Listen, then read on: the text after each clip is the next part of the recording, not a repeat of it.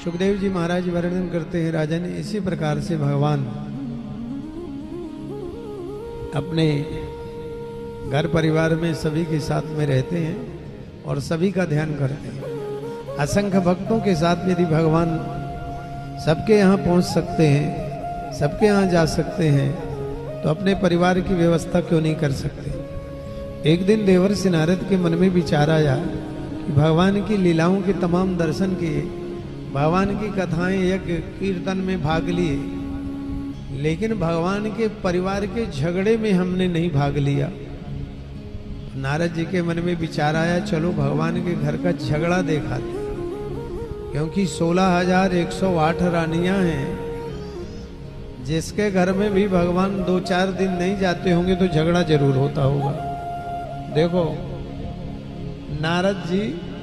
नारद जी को कहीं कहीं कलह प्रिय कहा गया है। आज नारद जी झगड़ा देखने के लिए जा रहे हैं। सुबह 4 बजे पहुंच गए रुक्मिणी जी के यहाँ देखना चाहते थे कि भगवान हैं कि नहीं। सुबह 4 बजे तड़के, तो सुबह 4 बजे भगवान, भक्त भी बहुत बार परीक्षा लेते हैं। अब साल 2 साल में आना है, 4 साल में आना है, फिर कहेंगे महाराज जी से, अरे महाराज जी गुरुदेव आपने हमको पहचाना नहीं। सालों साल में हमारे ऊपर भी ऐसी बहुत बार बीतती है, सालों साल नहीं आएंगे, गुरु जी आप पहचाने नहीं। अरे महीने 2 महीने 4 महीने में आते जाते रहो तो गुरु जी पहचाने, कहां तक पहचानेंगे गुरु जी। तो महाराज आज नारद जी 4 बजे पहुंचे परीक्षा लेने के लिए।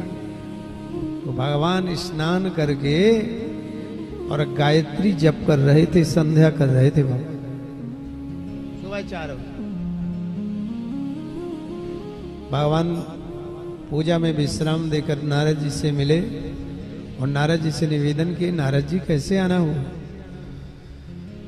तो नारद जी ने कहा, प्रभु आज मंगला दर्शन करना चाहता था, भगवान आपके दर्शन प्रातः काल करना चाहता था, ये नहीं बताया कि झगड़ा देखने आए। फिर मन में विचार किया, ये तो पहला घर है, यहाँ रहना जरूरी था, यहाँ भगवान रह गए, चलो जाम्बवती जी के यहाँ चलते।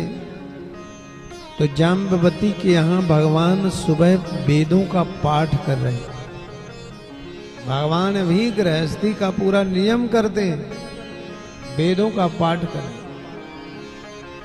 यहां भी देवर्षि नारद का भगवान ने सत्कार किया। सत्यभामा जी के यहाँ गए,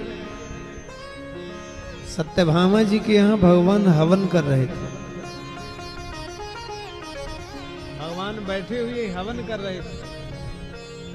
शिक्षा क्षयम गच्छति काल पर्ययात् सुबद्ध मूला निपतन्ति पादपः